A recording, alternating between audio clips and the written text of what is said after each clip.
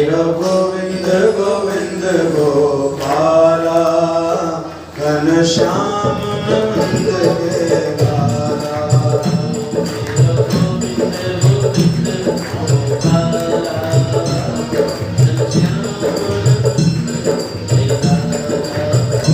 मेरा गोविंद गोविंद गोपाला घनश्याम नंद के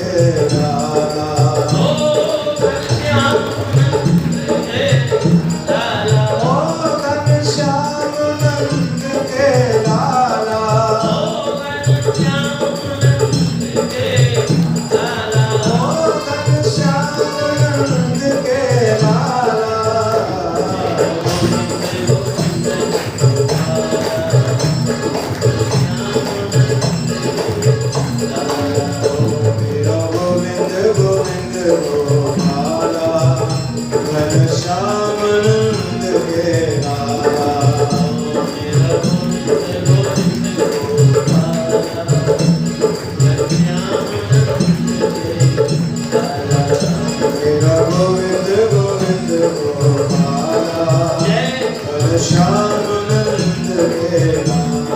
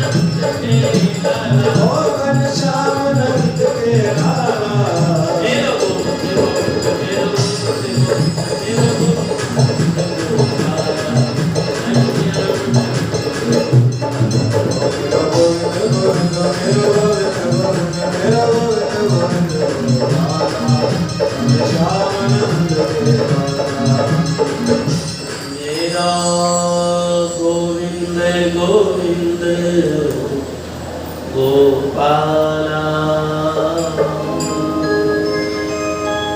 घनश्याम नंद के लाला मेरा गोविंद गोविंद गोपाला घनश्याम नंद के लाला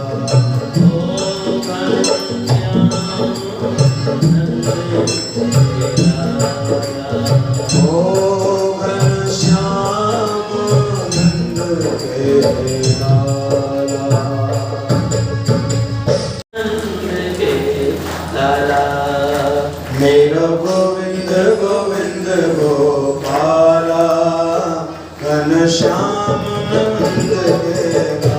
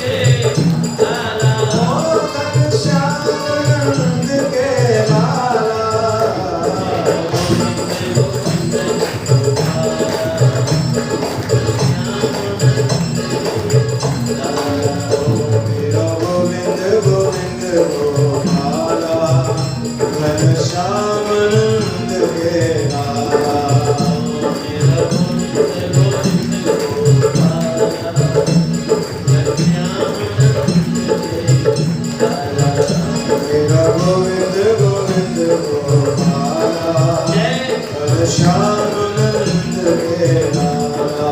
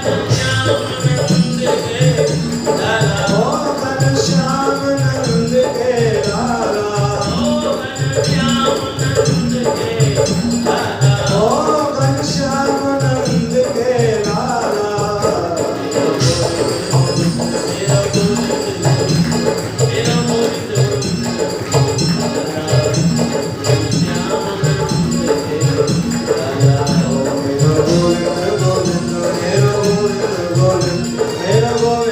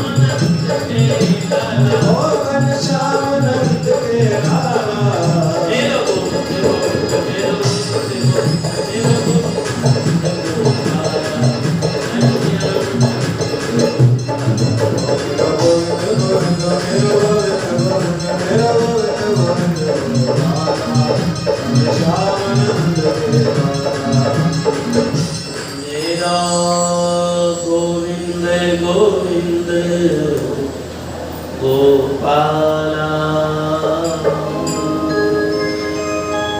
घनश्याम नंद के लाला। मेरा गोविंद गोविंद गोपाला घनश्याम नंद के लाला।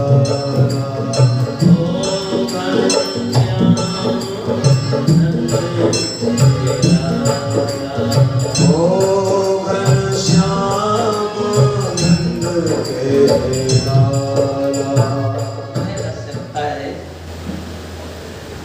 जो हर सब जगह भगवान को देखता है वो एकांत में रह सकता है।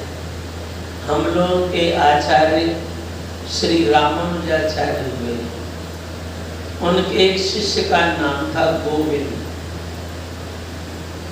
श्री रामानुज की मौसी का ही लड़का था,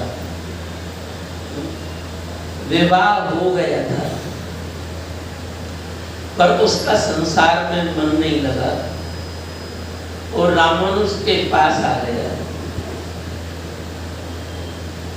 कई दिन हो गए और रामानुज की मौसी रामानुज के पास आई। उसने कहा, मौसी ने, तूने तो सन्यास ले लिया पर कम से कम इसका विवाह हो गया है, अभी हुआ है, इसको घर भेज दे, ये अपने गृहस्थ धर्म का पालन करे। रामानुज ने कहा, माँ मैं किसी को थोड़ी रोकता हूँ, प्रेम से जावे, ये रह रहा है। बोले नहीं, तू कहेगा तो चला जाएगा। रामानुज ने गोविंद को बुलाया। गोविंद, मेरा आदेश है तुम घर जाओ और अपनी पत्नी के साथ एकांतवास करना, बाद में मेरे पास आना। अब गुरुजी की आज्ञा हो गई, अब क्या करें। तो गोविंद घर गया और दूसरे दिन फिर रामानुज के पास आ गया। रामानुज ने कहा, तूने अपने पत्नी के साथ एकांतवास नहीं किया? गोविंद ने कहा, गुरुजी एकांत था ही कहाँ, आपने तो कहा था भगवान सर्वत्र है। तो एकांत कहाँ था? रामानुज का हृदय आनंद से भर गया और मौसी को बुला करके बोला, तू बता अब ये गृहस्थ के लायक है जिसको सर्वत्र भगवान का दर्शन हो रहा है, वो कैसे संसार में लिप्त हो जाएगा? गोविंद फिर घर गए। बहुत सी बातें सुनने गए। भोजन हो रहा था, पत्तल की कमी थी, तो रामानुज बोले जाओ बगीचा से केला के पत्ता तोड़ लाओ। दक्षिण भारत में केले के पत्ते पर भोजन होता है, ले आओ। गोविंद पत्ता तोड़ने के लिए गए। एक पत्ता काटे तो केले के पेड़ में से पानी जैसा निकलता है। बस वहीं पर बैठ के ये भी रोने लगे। रामानुज ने कहा इतना समय हो गया, भोजन का समय होने वाला है और ये अभी पत्ता तोड़ के लाया नहीं। रामानुज स्वयं गए देखने के लिए, तो गोविंद बैठे रो रहे थे। रामानुज ने कहा क्या हुआ? गोविंद ने कहा मैंने केले के पत्ता को काट दिया, केला रो रहा था, इसके दुख को देख करके मैं भी दुखी हो गया। रामानुज ने कहा ये अब संसार के लायक कैसे रह सकता है? गोविंद स्वामी जी के प्रधान शिष्य, अर्थात मेरे कहने का मतलब यही है, कलयुग में एकांत सबके लिए नहीं। एकांत में वो रह सकता है जो एकांत में भी किसी महापुरुष का या भगवान का दर्शन करता है, वो मुझे हमेशा देख रहे। वही व्यक्ति एकांत में रह सकता है। कलयुग में सबके बीच में रह करके आप जितने अच्छे रह सकते हो उतने एकांत में अच्छे नहीं रह सकते। इसीलिए कलयुग में भगवान की कथाओं का ज्यादा महत्व। आप 3 घंटे यहाँ बैठते हैं, 3 घंटे सुबह, 3 घंटे शाम को, 6 घंटे, आपका मन संसार में कहीं नहीं जाता। आप निर्विकार बैठते हैं। इस समय आप बैठे हैं, आपके अंदर न काम है, न क्रोध है, न लोभ है, न मोह, निर्विकार बैठे। इसीलिए कलयुग में सत्संग का ज्यादा से ज्यादा समय भगवान की कथाओं में लगाना। मन अपने आप भगवान में लगेगा, लगा 6 घंटे आप संसार को भूल जाते हो। और योग की इतनी परिभाषा है, बस क्या? योगश्चित्त वृत्ति निरोधः। चित्त की वृत्ति संसार से रुक जाए, मन संसार में न जाए, इसी का नाम योग है। पतंजलि ने परिभाषा की योग की, क्या? योगश्चित्त वृत्ति निरोधः। ये हाथ पैर उल्टा सीधा करना, इसका नाम योग नहीं है, इसका नाम व्यायाम है। पढ़े लिखे हो आप, योग कहते हैं 2 के मिलन को। जैसे 2 और 2 जोड़ दिए जाएं तो योग 4। इसी तरह आत्मा और परमात्मा का जो मिलन है उसका नाम योग। हाथ पैर उल्टे सीधे करना, इसका नाम व्यायाम। व्यायाम करना चाहिए। योग भगवान के साथ होता है। बस आजकल के योग में, योग की परिभाषा में यही अंतर है। योग माने आत्मा परमात्मा का मिलन। और लोग जो उल्टे सीधे हाथ पैर करते हैं, उनसे पूछो क्या कर रहे हो? योगा कर रहे हैं। वैसे चलो ठीक भी है, योग नहीं, योगा कर रहे हैं। योग नहीं कर रहे, योगा करना। भैया शास्त्र में योग का नाम तो है, योगा क्या होता है? हाँ, हो सकता है राम की पत्नी रामा, कृष्ण की पत्नी कृष्णा, विष्णु की पत्नी वैष्णवी, तो योग की पत्नी योगा होगा, और कोई अर्थ होगा नहीं। योग की परिभाषा है आत्मा और परमात्मा का मिलन। आज की परिभाषा में यही है। बस लोग योग माने ये समझने लगे, योग माने स्वस्थ रहो और संसार के भोग भोगो, बस इतनी परिभाषा रह गई। जबकि परिभाषा होनी चाहिए योग करो, स्वस्थ रहो और भगवान का भजन करो, तब होगी पूरी परिभाषा। स्वस्थ रहो, भगवान का भजन करो। अस्वस्थ आदमी क्या भजन करेगा? इसीलिए कलयुग में कथाओं का ज्यादा महत्व है। ज्यादा से ज्यादा समय भगवान की कथा में, सत्संग में लगाना, अधिक से अधिक समय।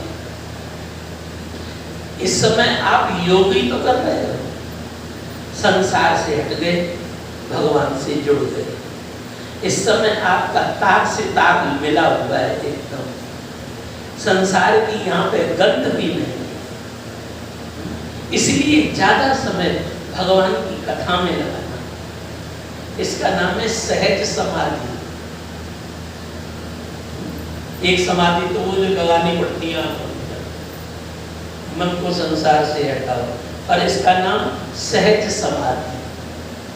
साधो सहज समाधि भली, ये सहज समाधि। इसलिए ज्यादा से ज्यादा भगवान की कथा सुनो।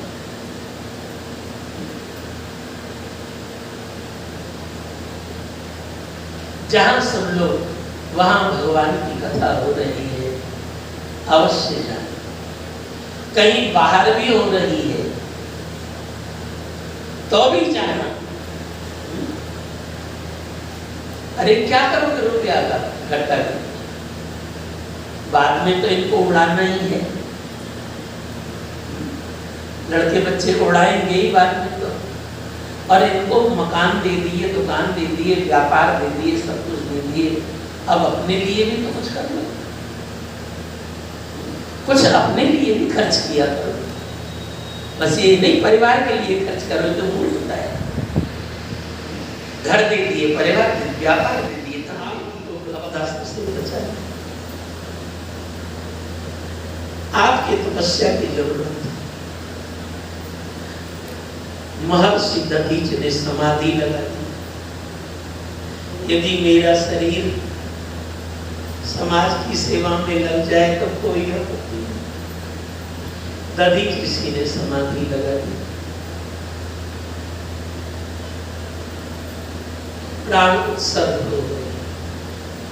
दधीच ऋषि की हड्डियों से वज्र बना। संत का त्याग, संतों ने समाज के लिए जो दिया है, समाज कभी उसका ऋण चुका नहीं सकता। दधीच ने, चाणक्य ने, संतों ने जो दिया है, देश को आजादी दी है, महात्मा ने दी।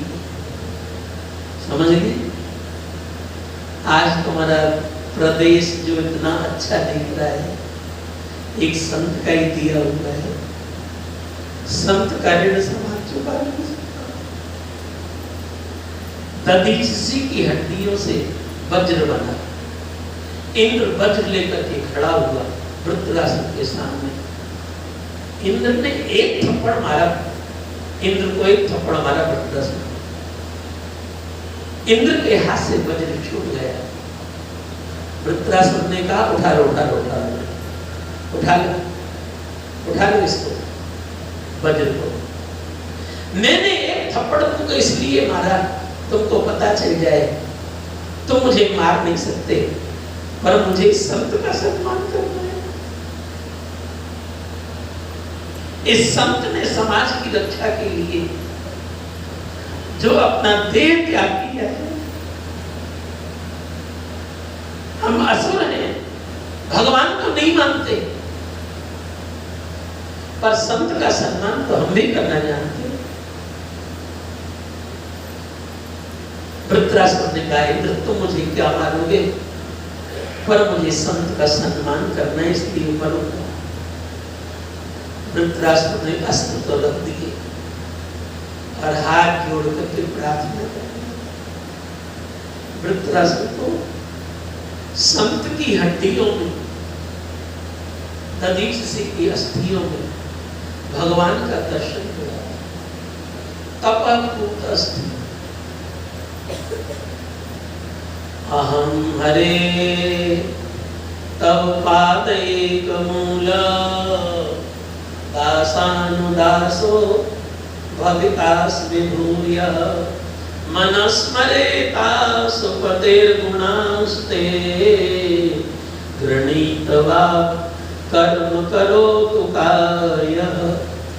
हे परमात्मा नारायण, हम दैत्य हैं, हम आपके भक्त तो नहीं हो सकते, आपका भक्त होना तो कठिन है, पर आपके भक्तों का भक्त भी यदि हम बन जाए हमारे लिए यही बहुत है। अहम हरे तव पादैक दासानुदासो भवितास्मि भूयः। हम आपके दासों के दास हैं।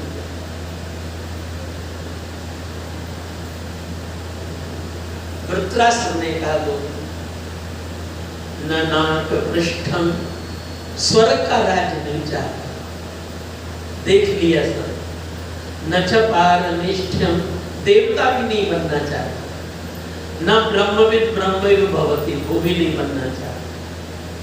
न नाक पृष्ठम न च पारमेष्ठ्यम न सार्वभौम, पृथ्वी का राजा भी नहीं बनना चाहता।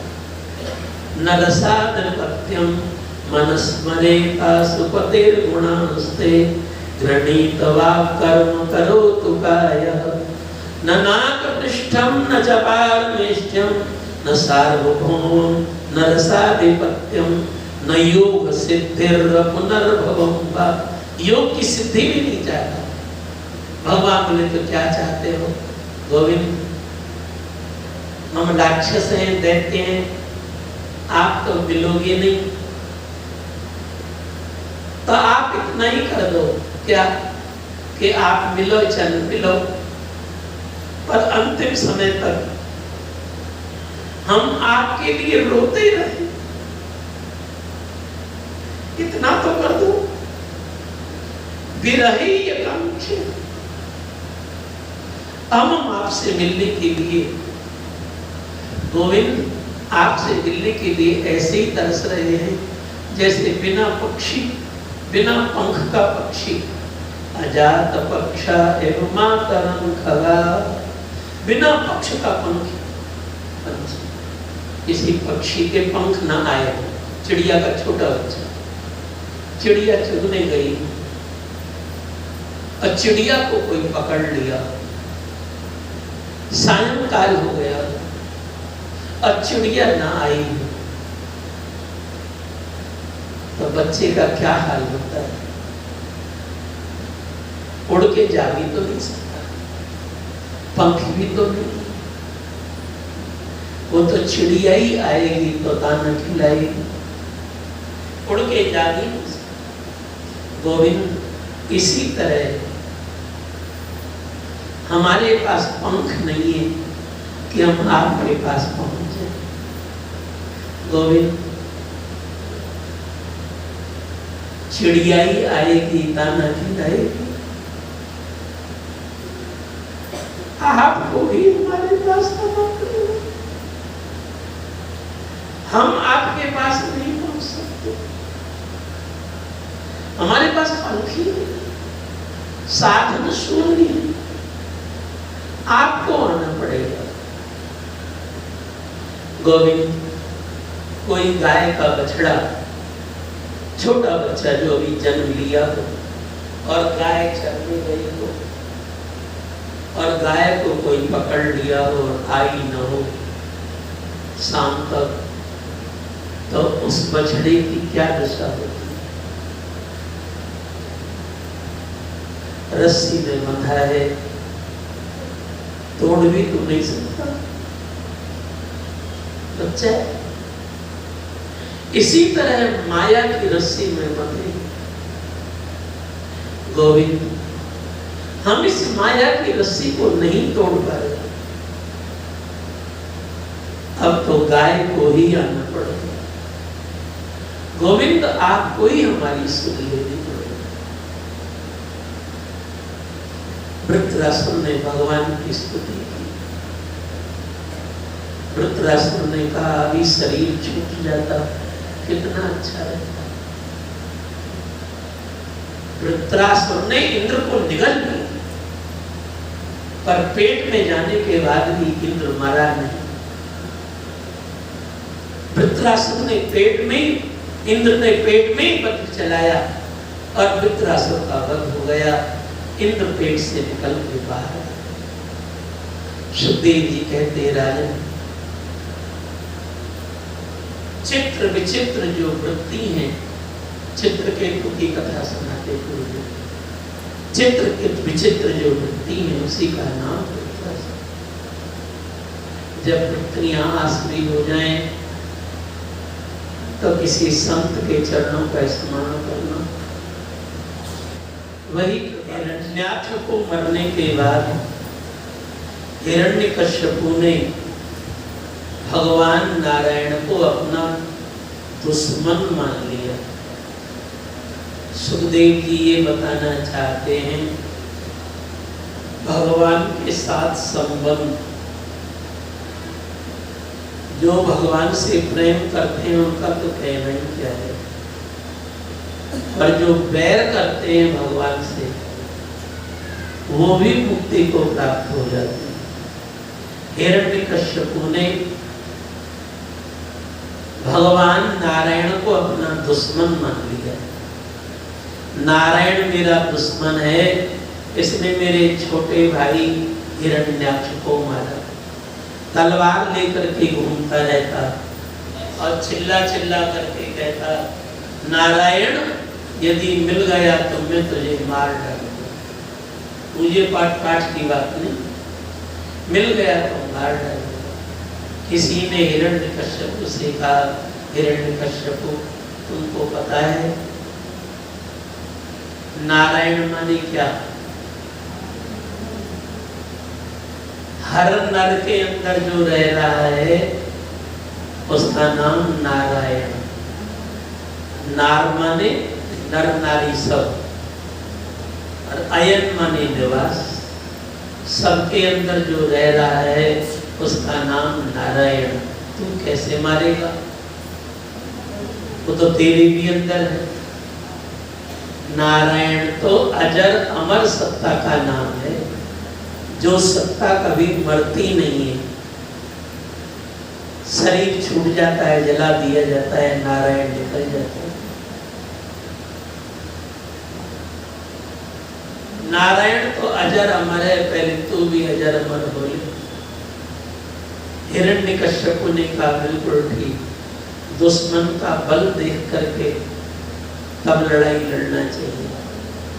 पहले मैं भी अजर अमर हो लूं।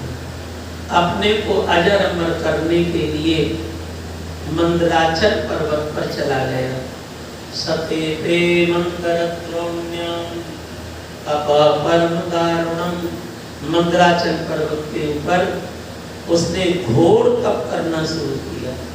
ऊर्ध्वबाहु नवो दृष्टि, हाथ ऊपर की ओर और आंखें भी ऊपर की ओर, और पैर के अंगूठा के ऊपर खड़ा, शरीर का वजन अंगूठे के ऊपर, और 1 वर्ष 2 वर्ष नहीं 36,000 वर्ष तक तप किया। इसके पूरे शरीर को दीमकों ने चाट लिया, मिट्टी का ढेर हो गया। लोग कहते थे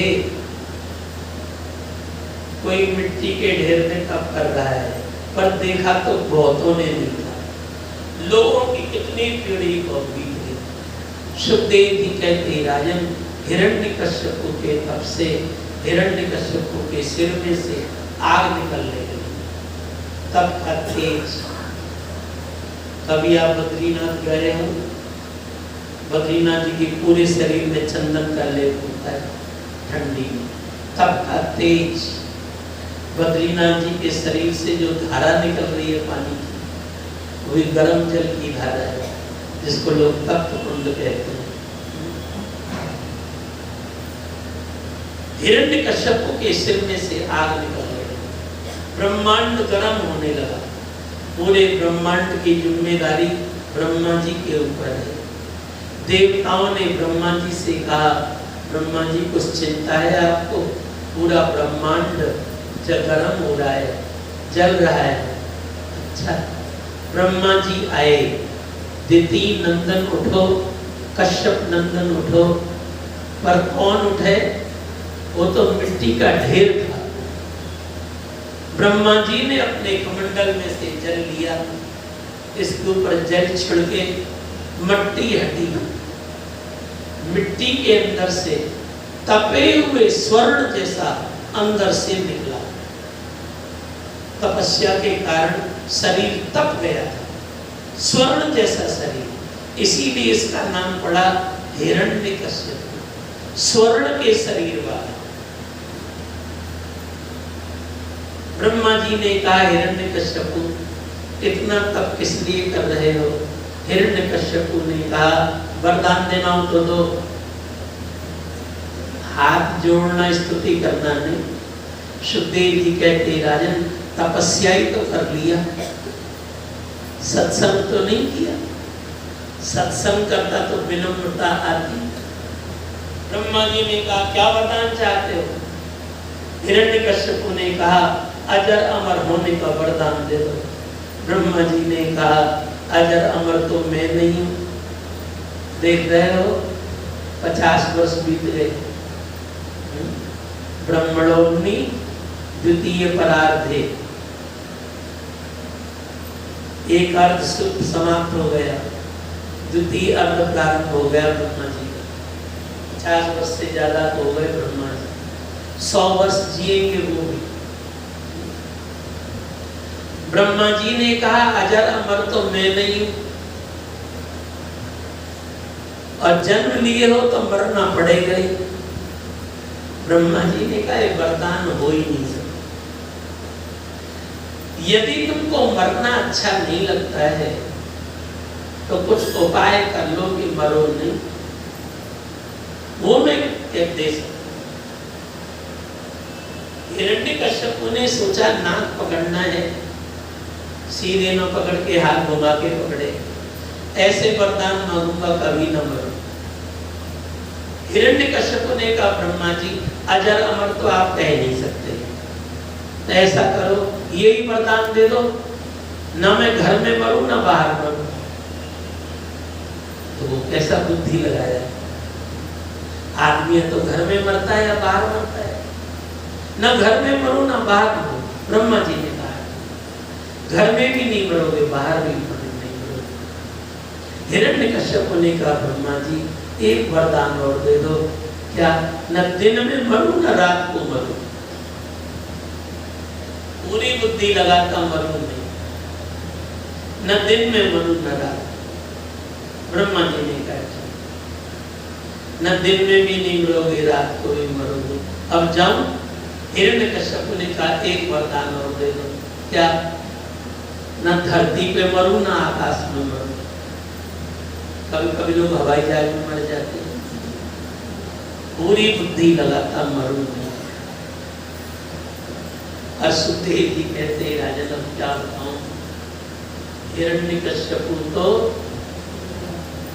बदनाम हो गया है। बस बेचारे के भाग्य में बदनामी लिखी थी, हो गया है बदनाम। पर हाल तो सबका ही वही है, कोई मरना थोड़ी चाहता है। पूरी बुद्धि लगाता है मरूं नहीं। जरा सा भी कुछ हो जाए डॉक्टर के यहाँ जाता है, डॉक्टर साहब बचा लो। पर ये बताओ, डॉक्टर तो स्वयं मरने वाला है, डॉक्टर तो स्वयं मरने वाला है, तुमको कहां से बचा देगा? आदमी पूरी बुद्धि लगाता है। और बंधु आप बुरा नहीं मानना हमारी बात का। बाल सफेद हो जाए फिर से आदमी कालौच लगाता है, जिससे यमराज पहचान न ले ये बूढ़ा ये ही है। क्यों? लोग परमात्मा को भी धोखा देने में लगे। भगवान पहचान न ले कि बूढ़ा ये किसी को लेके चलता है। चाहे तुम लाख कालौच लगा लो, यमराज को पहचान नहीं लेगा। यही है बैरूपिया।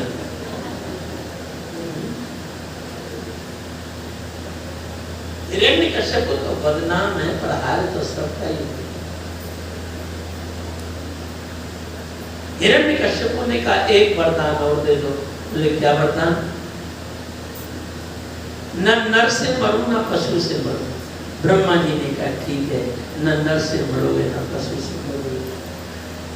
एक वरदान और दे दो, न अस्त्र से मरो न शस्त्र से मरो। ब्रह्मा जी ने कहा ठीक, पूरी बुद्धि लगाता मरो। ब्रह्मा जी तो चले गए। हिरण्यकश्यप ने कुछ सोच लिया, मैं हो गया अजर अमर, न घर में मरूं न बाहर मरूं, न दिन में मरूं न रात को मरूं, न पृथ्वी पे मरूं न आकाश में मरूं, न नर से मरूं न पशु से मरूं, न अस्त्र से मरूं न शस्त्र से। हिरण्यकश्यप ने ढिढोरा पीट दिया। क्या? भगवान तुम में, न दिन में मरूं न रात को मरूं, न पृथ्वी पे मरूं न आकाश में मरूं, भगवान। सुखदेव जी कहते राजन, सतयुग में तो एक हिरण्यकश्यप था बस, जो अपने को भगवान कहता था। केवल एक था हिरण्यकश्यप, अपने को भगवान कहता था। अब कलयुग में तो भगवानों की बाढ़ आ रही है। जरा सा कुछ हो जाए तो वो अपने को भगवान से कम नहीं समझता। हाँ?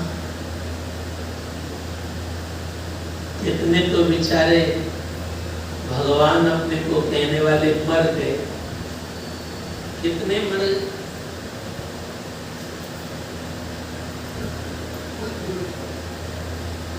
और कितने अपने को भगवान कहने वाले कृष्ण जन्मभूमि में पहुंच गए। समझ गए होंगे आप, सभ्य भाषा बोल रहे। हनुमान जी ज्ञानी नाम अग्रगण्यम, और अपने को भगवान का दास कहते हैं। और ये तुच्छे लोग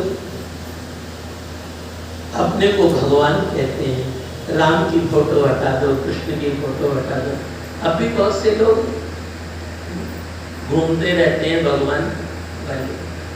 बहुत ध्यान से सुनो, ये सनातन धर्म किसी व्यक्ति का धर्म नहीं है। सनातन धर्म भगवान नारायण का धर्म है। सनातन धर्म की रक्षा भगवान करते हैं। हम लोग अपनी रक्षा नहीं कर सकते। सनातन धर्म की रक्षा क्या करेंगे? हाँ, सनातन धर्म का हम लोग पालन करते हैं। पालन की रक्षा कहने लगे हैं लोग। सुखदेव जी कहते राजन, हिरण्यकश्यप के घर में ही सनातन धर्म का बीज पनप रहा। हिरण्यकश्यप के सबसे छोटे पुत्र का नाम था प्रहलाद। प्रहलाद पढ़ने गया। 6 वर्ष में लोग पढ़ने जाते थे पहले। पढ़ने के लिए गया, 1 साल पढ़ करके आया। हिरण्यकश्यप ने कहा, बेटा 1 साल में आए हो, क्या पढ़ के आए हो? प्रहलाद ने कहा पिताजी मैंने तो एक ही साल में 9 तक की पढ़ाई पूरी कर दी। हिरण्यकश्यप ने सोचा मेरा बेटा बड़ा होशियार है, एक ही साल में 9 तक की पढ़ाई पढ़ दी है। क्या पढ़ा बेटा बता? 9 तक की पढ़ाई। प्रहलाद ने कहा पिताजी बताऊं, सबसे पहली पढ़ाई श्रवणम। मनुष्य को कथा सुनना चाहिए, कथा सुनने से तो ज्ञान होगा। और आजकल के व्यक्ति की सबसे बड़ी कमी क्या? सब काम के लिए समय है उसको, ताश खेलने के लिए समय है, पिक्चर देखने के लिए समय है, और कथा सुनने को समय नहीं। इसीलिए जीवन भर मूर्ख रहे।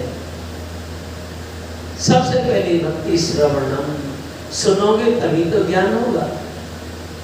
अब दूसरी पढ़ाई कीर्तनम, जो कथा में सुनो वो विचार भी करो कि आज हमारे जीवन में क्या कमी है, उसको हम दूर करें। श्रवणम कीर्तनम विष्णु स्मरणम, रोज भगवान का स्मरण करो। पाद सेवनम, भगवान के चरणों में तुलसी फूल अर्पण करो, चरण नियम से लो। अर्चनम, तुलसी फूल माने अर्चना करो। वंदनम, कोई ना कोई स्तुति बोलो, इसीलिए कार्य बढ़ते हैं आपको रोज, जिससे कि आप भी सीखो। प्रार्थना में बहुत बड़ा बल होता है। हिरण्यकश्यप कन्या का ले जाओ, प्रहलाद को हाथी के पैर के नीचे दबा दो। प्रहलाद को पकड़ के हाथी के सामने ले गए। हाथी को शराब पिलाई जाती थी, मनुष्य की गंध पाकर के मनुष्य को मार देता था। प्रहलाद को हाथी के सामने फेंक दिया गया। हाथी चिंगाड़ करके दौड़ा और 8 वर्ष का प्रहलाद हाथ जोड़ करके बोला, हाथी तुम तो गणेश जी के स्वरूप हो, क्या भगवान की महिमा नहीं जानते? अरे हाथी तुम मेरे साथ हरि नाम संकीर्तन करो, तुम भी गणेश जी के जैसे पूज्य हो जाओगे। हाथी के सामने प्रहलाद जी कीर्तन करते और हाथी को न मालूम क्या हुआ, हाथी ने अपनी सूंड से प्रहलाद को पकड़ा और सिर पर बैठा लिया। हाथी के सिर पर प्रहलाद जी कीर्तन करते और हाथी भी झूम झूम के कीर्तन करता।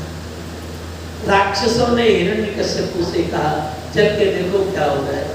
हिरण्यकश्यप आया, अरे हाथी भी कीर्तन कर रहा है।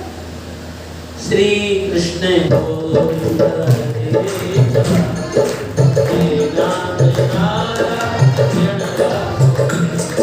श्री कृष्ण गोविंद हरे, श्री कृष्ण गोविंद हरे मुरारे, हे नाथ नारायण वासुदेवा।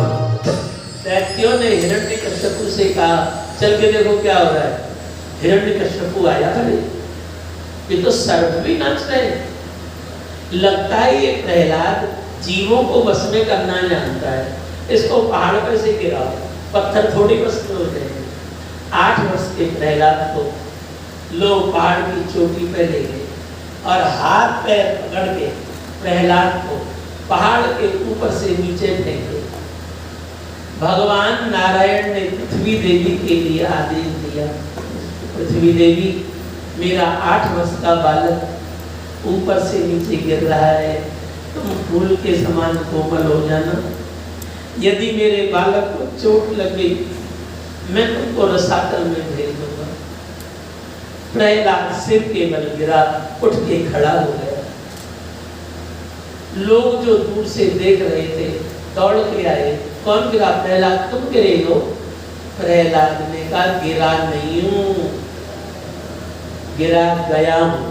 अच्छा, लोगों ने कहा प्रहलाद चोट तो नहीं लगी? प्रहलाद ने कहा चोट तो नहीं लगी, मुझे तो कोमल कोमल हाथों ने अपनी गोदी में ले लिया और खड़ा कर दिया और मुझे तो चोट नहीं लगी। लोगों ने कहा धन्य हो प्रहलाद तुम्हारी भक्ति। प्रहलाद ने सोचा जब माता पिता ही मरवाने के लिए तैयार है तो घर क्यों जाऊं, क्यों माता पिता को कष्ट दूं। चलो विद्यालय में। प्रहलाद जी विद्यालय में आए। छोटे छोटे बच्चे, 1-2 में पढ़ने वाले बच्चों ने कहा प्रहलाद हमने तो सुना था तुझे हाथी के नीचे दबा दिया गया, मरा नहीं। प्रहलाद ने कहा देख। दूसरे बच्चे बोले हमने तो सुना था तुझे सर्पों से कटाया गया, तू मरा नहीं। बोले देख। तीसरा बच्चा बोला हमने तो सुना था तुझे पहाड़ पे से गिराया गया, तू मरा नहीं। बोले देख। बच्चों ने कहा प्रहलाद तू बच कैसे जाता है, कोई मंत्र जानता है क्या। प्रहलाद ने कहा हाँ मंत्र तो मैं जानता हूँ। बच्चों ने कहा तू अपना वाला मंत्र हमें भी बता देना। प्रहलाद ने कहा ठीक है, जब विद्यालय की छुट्टी हो जाए मैदान में बाहर आना, सबको मंत्र सिखाऊंगा। विद्यालय की आधी छुट्टी हुई, अर्धावकाश, सब बच्चे मैदान में इकट्ठे हुए। भैया हमें मंत्र सिखाओ। तुम बच कैसे जाते हो। प्रहलाद ने कहा बच्चों जैसे मैं बोलूं वैसे बोलना, ताली बजा बजा के बोलना, नाच नाच के बोलना। ये भगवान के पवित्र नाम तुमको सब कष्टों से छुड़ाने वाले। प्रहलाद जी बच्चों को कीर्तन करना सिखाते। श्री कृष्ण गोविंद हरे राम हरे नाम नारायण श्री कृष्ण गोविंद हरे मुरारे हे नाथ नारायण वासुदेवा। सब बच्चे कीर्तन करते। प्रधानाचार्य ने छोटे अध्यापक से पूछा बच्चे पढ़ने नहीं आए। छोटे अध्यापक ने कहा देखते नहीं हो बाहर क्या हो रहा है मैदान में, हरिनाम संकीर्तन हो रहा है। प्रधानाचार्य ने कहा ले अभी तक तो बच्चे ही बिगड़े, प्रहलाद ही बिगड़ा था, अब तो सब बच्चे बिगड़ गए। प्रहलाद का बाप इतना मारता है फिर भी ये मानता नहीं है। मैं जाता हूँ डंडा लेके, सबकी पिटाई करूंगा। प्रधानाचार्य हाथ में डंडा लेके गए और प्रहलाद ने देखा प्रधानाचार्य आ रहे हैं। प्रहलाद ने सोचा मेरी पिटाई हो, बच्चों की पिटाई क्यों, कीर्तन तो मैं करा रहा हूं। प्रहलाद जी बच्चों के बीच में से निकले और प्रधानाचार्य के पास में आए और प्रधानाचार्य के पैर पकड़ के बोले गुरुजी थोड़ा आप भी कीर्तन करके देखो ना। और सुखदेव जी कहते राजन प्रधानाचार्य को तो न मालूम क्या हो गया, हाथ में से डंडा तो छूट गया और वो भी पागलों की तरह श्री कृष्ण गोविंद हरे मुरारे हे नाथ नारायण वासुदेव वो भी कीर्तन कर रहे हैं। सुखदेव जी कहते राजन यम यम स्पर्शति पाणिभ्याम यम यम पश्यति चक्षुषा। भगवान के भक्त जिसको अपने हाथ से छू ले उसके अंदर भक्ति जग जाती है। जिसको मंगल में नेत्रों से देखते हैं उसके अंदर भक्ति जग जाती है। जैसे बिजली को छूते ही करंट आ जाता है, इसी तरह भगवान के भक्त का स्पर्श होते ही भक्ति बढ़ जाती है। प्रधानाचार्य तो नाचने लगे। छोटे वाले अध्यापक ने सोचा पहले प्रहलाद के बाप को बताऊं क्या हो रहा है विद्यालय में, देख लो। छोटा अध्यापक दौड़ा दौड़ा हिरण्यकश्यप के पास में गया। तुम्हारे बच्चे ने प्रहलाद ने पूरा विद्यालय चौपट, वो तो हरिनाम संकीर्तन हो रहा है? हिरण्यकश्यप ने कहा मैंने उसको पहाड़ पे से गिराया था, वो मरा नहीं। छोटे वाले अध्यापक ने कहा चल के देखो। हिरण्यकश्यप आया तलवार लेकर के, मैं प्रहलाद को मार डालूंगा। हिरण्यकश्यप आया, बच्चे कीर्तन कर रहे थे। हिरण्यकश्यप ने छोटे वाले अध्यापक से पूछा, ये बताओ बच्चे कीर्तन कर रहे थे, प्रधानाचार्य को नाच रहे, इसको क्या हो गया? छोटा वाला अध्यापक बोला, महाराज बताऊं, जैसे आप आए हो तलवार लेकर के मारने के लिए, प्रधानाचार्य डंडा लेके गए और मैं देख रहा था प्रहलाद ने जैसे ही छुआ ये तो नाचने लग गए। हिरण्यकश्यप ने कहा ऐसा? बोले हाँ ऐसा। हिरण्यकश्यप ने सोचा कहीं मैं भी प्रहलाद के पास में गया और प्रहलाद ने छू दिया तब तो मैं भी कीर्तन करने लग जाऊंगा। सुखदेव जी कहते राजन, अधर्म की नींद को कमजोर हो।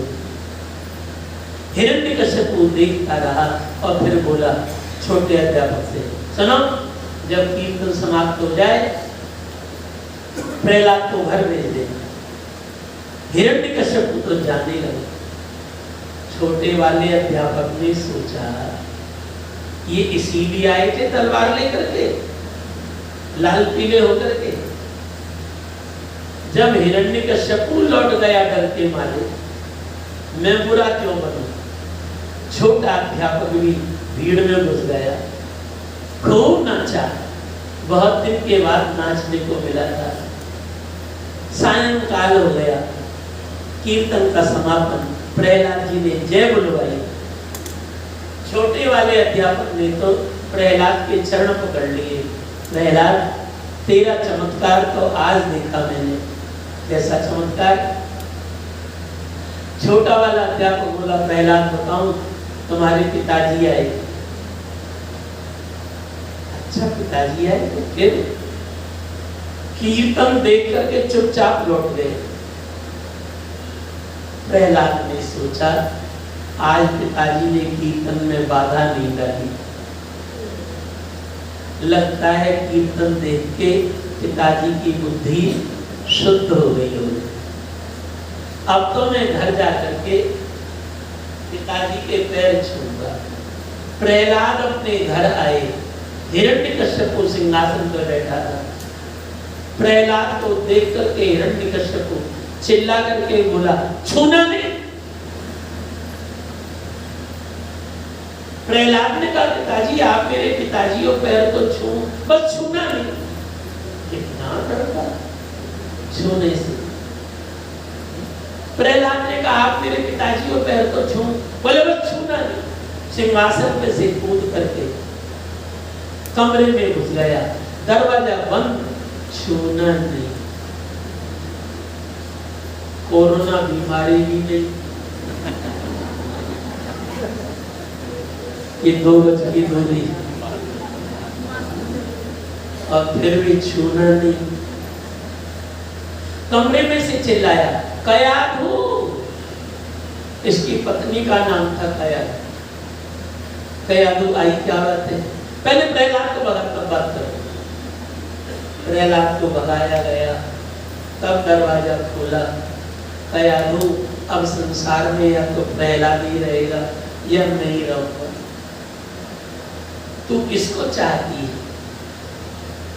पुत्र को चाहती है कि पति को चाहती है? कयाधु ने हिरण्यकश्यप के पैर पकड़ लिए। एक स्त्री अपने पति को भी चाहती है और पुत्र को भी चाहती है। हिरण्यकश्यप ने कहा, दोनों बात नहीं होगी। यदि तू पुत्र को चाहती है तो मैंने तुझे छोड़ा, और यदि मुझे चाहती है तो जो मैं कहूं वो कर। कयाधु ने हिरण्यकश्यप के पैर पकड़ लिए। स्त्री का तो सबसे पहले पति ही होता है। यदि पति होता है तो जो मैं कहूं वो कर। रोज प्रहलाद को भोजन देती है, आज मेरे सामने भोजन में विष मिला करके तब प्रहलाद पूरे भोजन में विष मिलवाया। जाओ दे करके आओ।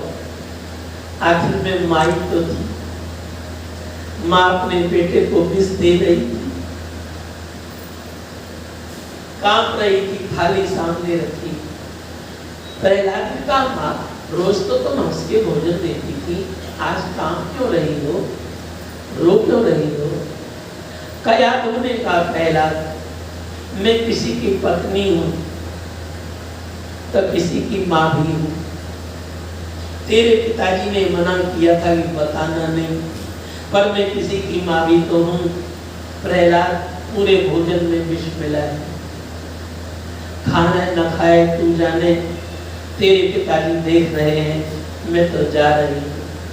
कया दूर चली गई, कमरा बंद करके गिर पड़ी, आकाश की ओर पल्ला फैलाने लगी। हे नारायण, आपने मेरे पुत्र को पहाड़ पे से बचाया, आपने मेरे पुत्र को हाथी में से बचाया, सर्पों से बचाया, आज मेरे पुत्र को विष से भी बचा दो। यदि आज का विष खाकर के प्रहलाद मर गया तो कोई अपनी माँ को प्रणाम नहीं करेगा, कोई माँ के पैर भी नहीं छुएगा, लोग कहेंगे माँ भी विष दे सकती। सुखदेव जी कहते, राजन प्रहलाद ने सोचा, जिसको माँ ही विष दे रही हो फिर जी करके क्या लाभ, फिर संसार में रह के क्या करना है जब माँ ही नहीं चाहती। प्रहलाद जी ने रोटी तोड़ी, दाल में लगाई, साग में लगाई, खाने को तैयार हुए, आकाशवाणी हुई, प्रहलाद मैं भगवान नारायण बोल रहा हूं। प्रहलाद ये क्या कर रहा है, रोज तो भोग लगा के खाता था, आज बिना भोग लगाए खा रहे हो। प्रहलाद ने रोटी का टुकड़ा थाली में रख दिया, हाथ जोड़ करके ऊपर देखने लगा, नारायण आप दिख तो नहीं रहे हो पर आवाज सुनाई दे रही। हे नारायण, आज का भोजन में भोग नहीं लगा सकता, आज के भोजन में विष मिला है, आज का भोजन में आपको कैसे भोग लगाऊं, आज का भोजन तो मेरे ही लायक है। भगवान बोले, प्रहलाद अपने भक्त का अच्छा अच्छा भोजन रोज मैं करूं, और कभी मेरे भक्त को विष पीना पड़े तो और कोई आएगा क्या? जब अच्छा अच्छा भोजन मैं करता हूं, तब जब मेरे भक्त को विष पीना पड़ता है तो वो भी मैं ही पीता हूं। आकाश से तुलसी दल बरसने लगी, पूरी भोजन की थाली में तुलसी दल डल गई। प्रहलाद समझ गया भगवान ने स्वीकार कर लिया, और जब भगवान ने स्वीकार कर लिया, तुलसी दल डलना माने भगवान ने स्वीकार कर लिया, तब प्रसाद पाने में क्या जाता। प्रहलाद जी रोते जाते और खाते जाते। रो इसलिए रहे थे कि मेरे कारण मेरे भगवान को कष्ट होता है, आज भगवान को विष खाना पड़ा है। प्रहलाद जी भोजन की थाली धोकर के पी गए सब, उनका विश्वास तो और बढ़ गया। प्रहलाद जी ने हाथ में करताल उठाई और कूद कूद के गिर। राक्षसों ने हिरण्यकश्यप से कहा, चल को देखो क्या हो रहा है। हिरण्यकश्यप आया, अरे लोग तो विष पी के मर जाते हैं और ये प्रहलाद तो और नाच रहा है। हिरण्यकश्यप तो घबरा गया। सुखदेव जी कहते हैं, राजन हिरण्यकश्यप की बहन थी होलिका। होलिका ने कहा, भैया इस काम को तो मैं ही कर दूंगी, प्रहलाद ने को मारने वाला। हिरण्यकश्यप ने कहा, कैसे करोगी? होलिका ने कहा, भैया बताऊं, जब तुम तपस्या करने गए थे मैं भी गई थी तेरे पीछे। ब्रह्मा जी जी तेरे पास आए तो मेरे पास भी आए। ब्रह्मा जी ने मुझे भी वरदान दिया। क्या वरदान? होलिका, जब तक तेरे शरीर में ये तपस्या वाली साड़ी रहेगी तो आग में जलेगी नहीं। भैया मैं तो आग में जलती नहीं।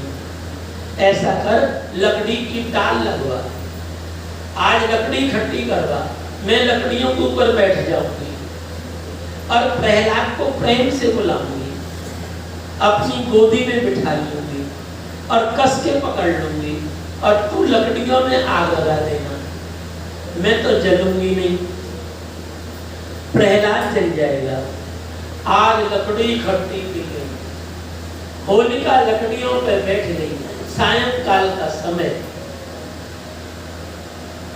होलिका ने प्रेम से प्रहलाद को बुलाया। प्रहलाद देख, मैं तेरी बुआ इतनी देर में आई हूँ, आ तुझे प्यार करूं। प्रहलाद अपनी बुआ की गोदी में बैठ गए और होलिका ने प्रहलाद को कस के पकड़ लिया। हिरण्यकश्यप ने आग लगवा दी, धूम धूम करके आग जल गई। और सुखदेव जी कहते राजन, जिसकी रक्षा भगवान कर रहे हो उसको कौन मार? भगवान की लीला शुरू हुई। क्या लीला? हवा का झोंका और ऐसा विचित्र झोंका, होलिका के शरीर में से साड़ी खुल करके आकाश में चली गई। अब तो होलिका लगी जलने, बचाओ बचाओ बचाओ। और जब होलिका चिल्लाई बचाओ बचाओ, हिरण्यकश्यप ने सोचा शायद प्रहलाद चिल्ला रहा है। हिरण्यकश्यप ने और दरवाजे बंद कर दिए, धूम धूम करके महल जल गया। पूरे शहर में शोर मच गया कि आज महल में आग लग गई, होलिका बुआ जल गई, प्रहलाद जल गया। विद्यालय के छोटे छोटे बच्चे, कल तो हमारे भैया ने हमको कीर्तन करना सिखाया, श्री कृष्ण गोविंद हरे मुरारे, आज जल के मर गया, चलो चल के देखें। छोटे छोटे बच्चे दरवाजे पे आकर के देखते पूरा महल जल रहा। बच्चे चिल्ला करके बोले, भैया प्रहलाद क्या तू जल गया? अंदर से आवाज आई, मैं अभी बाहर आया। प्रहलाद जी बाहर आए। बच्चों ने कहा प्रहलाद तू आग में जला नहीं? प्रहलाद ने कहा भैया क्या बताऊं, मेरे लिए तो आग भी शीतल हो गई, अग्निदेव भी शीतल हो गए। प्रहलाद ने थोड़ी सी आग बच्चों की ओर फेंकी, इसी का नाम धूरेणी कहते हैं लोग। थोड़ी सी आग फेंकी, बच्चों ने देखा शीतल आग, ठंडी आग। बच्चों ने कहा प्रहलाद होलिका बुआ क्या हुई? प्रहलाद ने कहा होलिका बुआ तो होली, होली जो होना था हो गया, वो तो पूरी होली, उसी का नाम पड़ा होली। बच्चों ने कहा जिसके लिए आग शीतल हो गई, अब हमको किसी से डर नहीं लगता, अब तो हम खुले आम हरि नाम लेंगे, आज से रोज तिलक लगाएंगे, रोज कीर्तन करेंगे। आज होली का दिन। सब लोग पूछते हुआ क्या हुई? प्रहलाद ने कहा होली, वो तो होली। आज पूरा संसार होली मना रहा है। बच्चों की कीर्तन करते करते टोली निकलती, लोग अपने अपने दरवाजे पर प्रसाद बांटते। कौन सा प्रसाद? गुजिया वाला प्रसाद। होली का दिन है, जहाँ जहाँ बच्चों की टोली पहुंचती लोग प्रसाद बांटते। आज से हम तिलक लगाएंगे, सनातन धर्म का पालन करेंगे, आज से कीर्तन करेंगे। आज दिन भर होली मनी, शाम को सबने नदी में स्नान किया, नए नए कपड़े पहने, जनेऊ बदले, होलिका मरी थी, सूतक वगैरह सबने कपड़े पहने, तिलक लगाए, सब अपने अपने घर गए। प्रहलाद जी अपने घर आए, हिरण्यकश्यप तो नहीं घूम रहा। पूरे संसार में प्रहलाद की जय हो रही थी। हिरण्यकश्यप ने प्रहलाद को पकड़ लिया। प्रहलाद अब या तो तू ही रहेगा या नहीं रहूंगा, बोल तेरा ईश्वर कहाँ है। प्रहलाद जी ने कहा पिताजी प्रश्न ही गलत, आप कहते हो ईश्वर कहाँ है, पिताजी आप बताओ कहाँ नहीं है। मेरा परमात्मा तो तुम्हारे अंदर भी है, नहीं तो तुम बोलते कैसे। हिरण्यकश्यप ने कहा तेरा परमात्मा मेरे अंदर घुस गया। प्रहलाद ने कहा पिताजी ये क्यों कहते हो तेरा परमात्मा, एक बार प्रेम से कहो मेरा परमात्मा। हिरण्यकश्यप ने कहा तेरा हो सकता है, मेरा नहीं हो सकता। हिरण्यकश्यप ने कहा प्रहलाद तेरा परमात्मा इस खंबे में भी है। प्रहलाद ने कहा सर्वत्र है तो खंबे में भी है। हिरण्यकश्यप ने कहा मुझे तो नहीं दिखता। प्रहलाद ने कहा पिताजी बताऊं, जिसकी आंखों पर अहंकार का चश्मा चढ़ा है उसको परमात्मा नहीं दिखता। ये अहंकार का चश्मा उठा दो फिर देखो।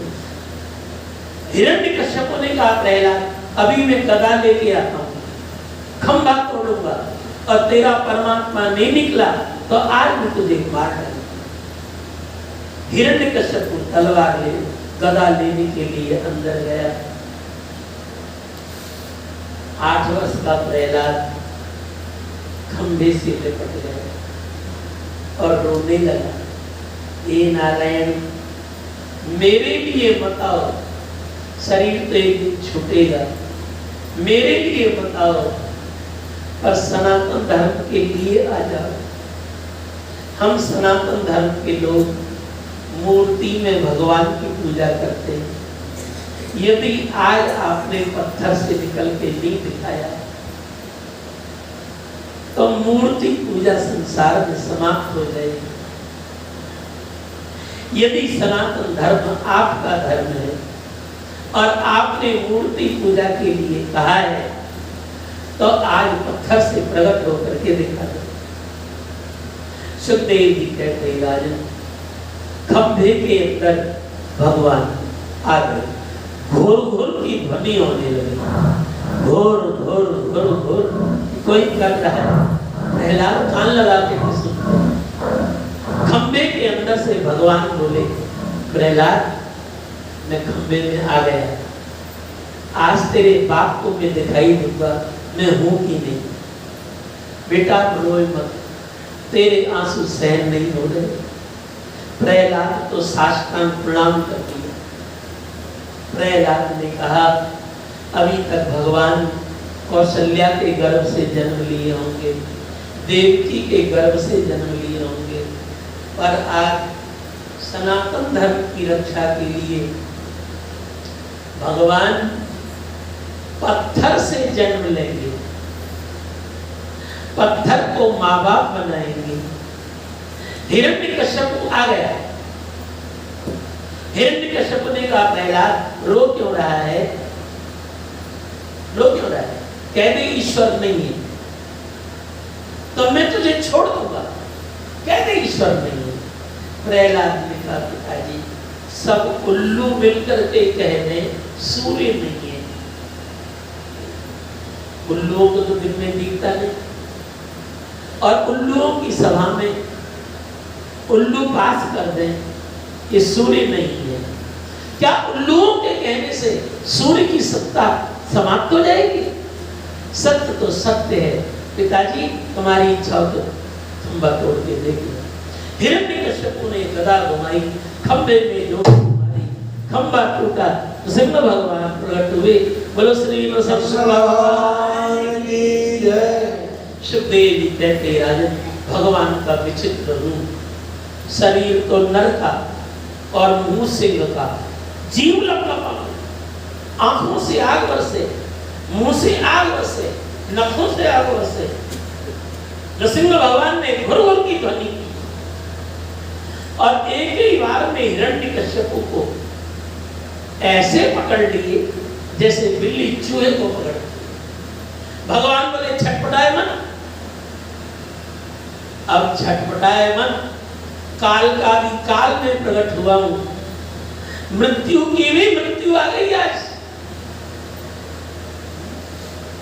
भगवान बोले हिरण्यकश्यप, तूने मेरे छोटे से बालक को जितने कष्ट दिए हैं आज सब का बदला इकट्ठा ही ले लूंगा।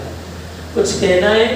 हिरण्यकश्यप ने कहा, मैंने वरदान मांगा था, न दिन में मरूं न रात को मरूं। वैशाख का महीना, शुक्ल पक्ष, चतुर्दशी तिथि, सायंकाल का समय, हिरण्यकश्यप के पेट में घुसे और फाड़ करके भगवान ने हिरण्यकश्यप को ऐसे फेंक दिया जैसे बिल्ली चूहे को फाड़ करके फेंक। पर भगवान का जोश अभी थम नहीं रहा, जिधर देखते भगदड़ मच जाती, आंखों से आग बरस रही, मुंह से आग बरस रही, लगता है आज प्रलय हो जाएगी। देवता सब थर थर कांपते आकाश। सिंह भगवान का भयानक रूप। शंकर जी ने ब्रह्मा जी से कहा, ब्रह्मा जी भगवान को जरा समझाओ, प्रलय हो जाएगी। ब्रह्मा जी ने कहा, मैं समझाता हूँ। ब्रह्मा जी 2 कदम चले भगवान की ओर, तो सिंह भगवान ने एक बार घूर किया, ब्रह्मा जी तो पीछे हटे। शंकर जी ने कहा, क्या हुआ? ब्रह्मा जी ने कहा, बस पूछो मत, भगवान मेरी ओर टेढ़ा होकर के देख रहे हैं।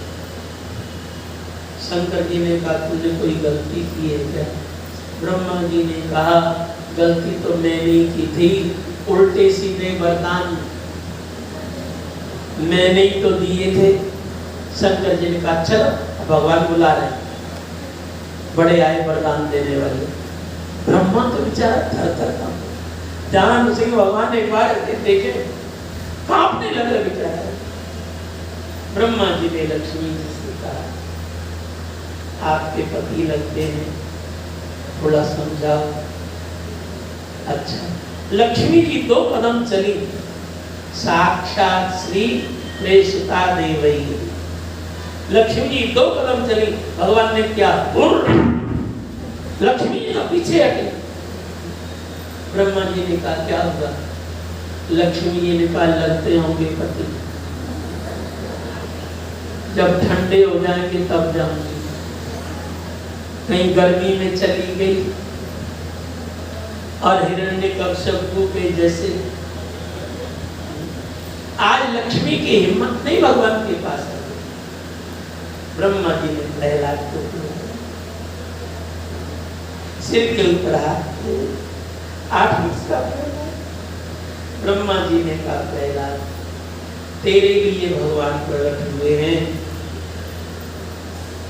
तू चाहे तो हमको बचा सकता है, नहीं तो आए भगवान प्रलय करते। प्रहलाद जी ने कहा, अच्छा। प्रहलाद जी भगवान की ओर दौड़ पड़े, नरसिंह भगवान के चरणों में लिपट गए, दोनों भुजाओं से भगवान के चरण पकड़ लिए। और जब नरसिंह भगवान ने चरणों में पड़े, प्रहलाद को देखा, स्वपाद मूले पतितम तवारवतम। जब चरणों में पड़े प्रहलाद को देखा, तो जिन भगवान की आंखों से आग बरस रही थी, उन भगवान की आंखों से अश्रु गिरने लगे। मेरे पुत्र प्रहलाद, मेरे बालक प्रहलाद, मेरे भक्त प्रहलाद, प्रहलाद मुझे आने में देरी हो गई, तुझे आग में जलाया गया, मैं नहीं आया, तुझे सर्पों से कटाया गया, मैं नहीं आया। प्रहलाद मुझे आने में देरी हो गई, पुत्र तू मुझे क्षमा कर दे। क्षन्तव्य अंग यदि में समय विलंब, पुत्र आने में देरी हो गई। प्रहलाद जी ने भगवान की स्तुति की। ब्रह्मादय सुरगुणा मुनयो तदिता सत्वे कथानमतयो वचसां प्रवाहे। भगवान बोले प्रहलाद कोई वरदान मांग लो, और बड़े ध्यान से सुनो।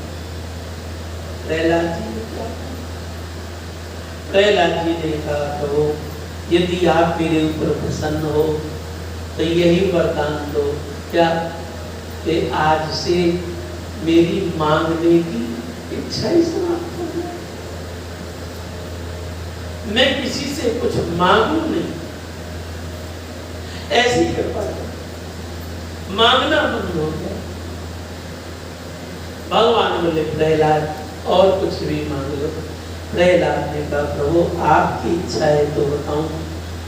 मेरे पिताजी ने जीवन भर आपको गाली दी है, मेरे पिताजी की गालियों को क्षमा कर दो, और मेरे पिताजी को भी अपने चरणों में कहीं जगह दे। भगवान बोले प्रहलाद तेरे जैसे भक्त जिस कुल में हो जाते हैं उसकी तो 21 पीढ़ी कर गए, तेरे पिता तो मेरे धाम को गए। भगवान बोले प्रहलाद मैं जोश में प्रकट हुआ था, थोड़े दिन हिमालय में जोशी मठ में रहूंगा, ठंडी जगह पे, तू भी वहीं आ जाना। नृसिंह भगवान अदृश्य हुए, हिमालय में जोशी मठ में प्रकट हुए। कभी आप बद्रीनाथ की यात्रा में जाओ तो जोशी मठ में नृसिंह भगवान का दर्शन करना, वो स्वयं प्रकट। शंकराचार्य जी को वहीं पर भगवान का दर्शन प्राप्त हुआ। शंकराचार्य जी ने लिखा लक्ष्मी नृसिंह मम देह करावलंबम, हे लक्ष्मी नृसिंह सदैव मेरे सिर पर अपना वरद हस्त रख। सुखदेव जी कहते राजन मैंने तुमको परम पवित्र चरित्र नरसिंह भगवान के अवतार की कथा सुनाई। लगता है आज कथा में थोड़ा विलंब हो गया है, देरी हो गई है, तभी आप पीछे से घड़ी दिखा रहे हैं, कोई बात नहीं। अरे जब नरसिंह भगवान प्रहलाद से क्षमा मांग सकते हैं तो आज विलंब हो गया और हम भी आपसे जय श्री कृष्ण कहते हैं।